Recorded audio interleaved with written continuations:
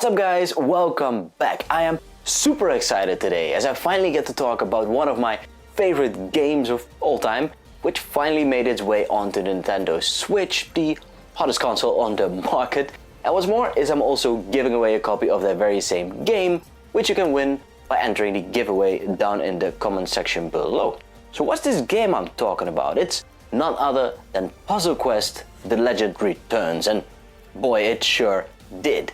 I have fond memories of playing Puzzle Quest Challenge of the Warlords back on the Nintendo Wii for hours on end, and to see that game getting the remaster edition treatment for the Nintendo Switch, including all of the previously released content and 100 new quests and new spells and character classes, items and etc, is a dream come true. I for one never saw this one coming, but I sure am glad it did. So without further ado, I give you Puzzle Quest: The Legend Returns. Puzzle Quest is the brainchild of developer Infinite Interactive and published by D3Go, who sent over this review copy. Thank you very much. In short, Puzzle Quest is a game in which the so-called match 3 mechanism, the act of lining up 3 or more of the same gems in a straight line, is mixed up with a heavy but healthy dose of RPG elements, garnished with an entertaining storyline. Ever since the original release of Puzzle Quest, this game has been able to stand out from virtually any competitor or clone because the mechanics are really solid, the RPG elements deep and thought through, and for once there are no microtransactions or countdown timers, so you can keep battling till your battery runs out of juice. You start the game by selecting your hero, belonging to a certain character class. This class, in large part, determines the way you develop and progress throughout the story, and in a way sets the difficulty as well. For my first run, I went for a balanced character class, the Druid. One of the best things in this game is that you get to create your own story. Don't get me wrong here. All the quests are written and programmed, sure, but it is completely up to you how you run through the game. You can either follow the main story and stick with that, or you could go just haphazardly across the plains and pick up quests as you go, or you can play like me, following the main story for the most part, and whenever I find myself at a location at the end of a quest, I venture into town to pick up a quest or run someone's errand to gain additional experience points and gold pieces. And not wholly unimportant, create friends.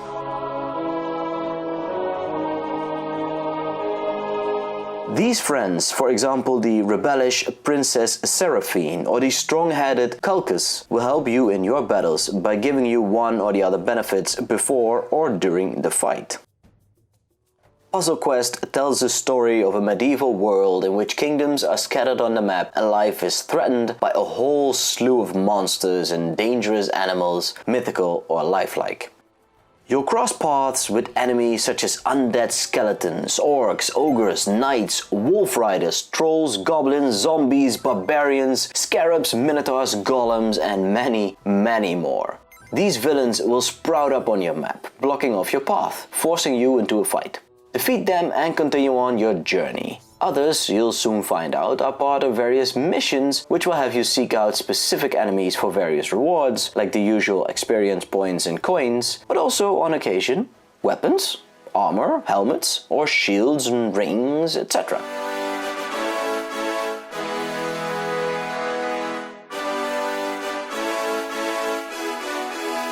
Once you have defeated an enemy at least 3 times and having built the dungeon facility in your citadel, you have the ability to capture them. This is done through a minigame in which you have to solve a puzzle. Surprise, surprise! Some of these are walk in the parks, but some are actually quite the challenge.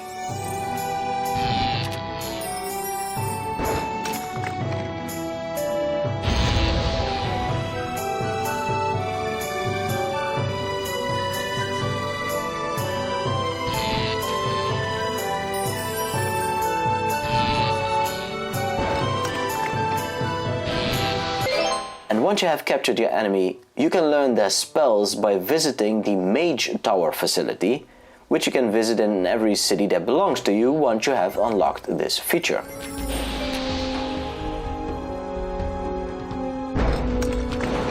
And And then there are several enemies, like the giant rat or giant spider and griffin, which you can capture, and once again, after having defeated them at least 3 times, and once captured, you can mount them. Mounting them will give you the benefit of moving faster across the map, but it will also give you an additional skill which you can use during your battles. You are victorious! This ability, furthermore, can be honed by training your mount in the stable facility after you have added it to your citadel. This is done through another minigame in which you'll have to defeat your opponent whilst your moves are limited by a timer which gets reduced the higher you train your mount.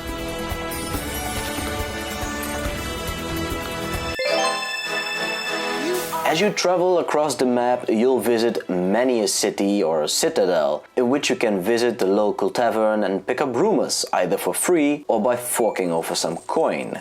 These rumors are nice read-ups on the world of Puzzle Quest, but they will also unlock more quests for you to take on. You can also visit the shop, in which you can either sell or buy new equipment. And these kind of RPG elements help transform the game from a regular puzzle game into an absolute masterpiece. But I digress, back to the Citadel. Once you have bought the Siege workshop in your first Citadel, you'll get the option of laying siege to other cities. And these by far are the toughest battles I have fought, as they very well should be, but after enough focus, time and energy, and a little blessing by Lady Luck, you will emerge victorious and see the cities being added to your ever-growing collection. The whole reason of doing so, other than bragging rights or a sheer test of fortitude, is that these cities will generate income, which can further be enhanced by building the Vault facility.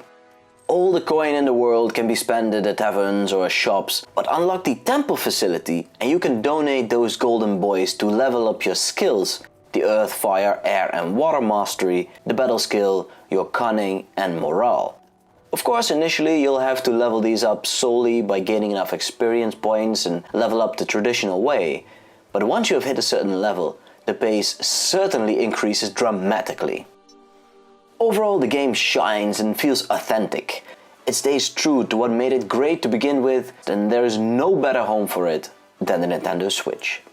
The developers have employed both the use of physical button and joystick input, as well as the Switch's touchscreen, which works seamlessly together, which makes gaming in handheld mode such a great experience. The UI looks, feels and operates instinctively, providing you with all the bells and whistles you need to fine-tune your hero and navigate the world map and get into all sorts of bits and bobs. The music remains just as lovely as what my memory holds dear, and the sound effects while in battle are a great touch. Whenever your opponent's health points approach 0, the music switches to a lovely triumphant tune, but when yours drop dangerously low, the winds start to blow a different tune altogether. Tiny touches, but to great effect.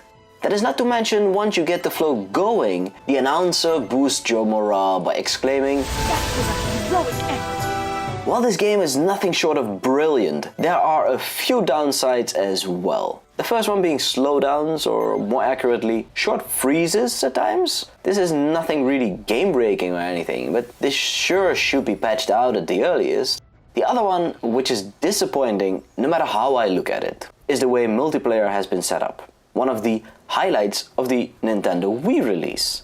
In that case, you could battle against your friend, or in my case, my brother, on a single console. With the Switch's release, you'll need at least 2 consoles, which is mind-boggling, really. I mean, why would they change this? The game is still as brilliant and even better than the original release in every possible way, from the HD graphics to the added content and everything in between, but this is a blemish for sure.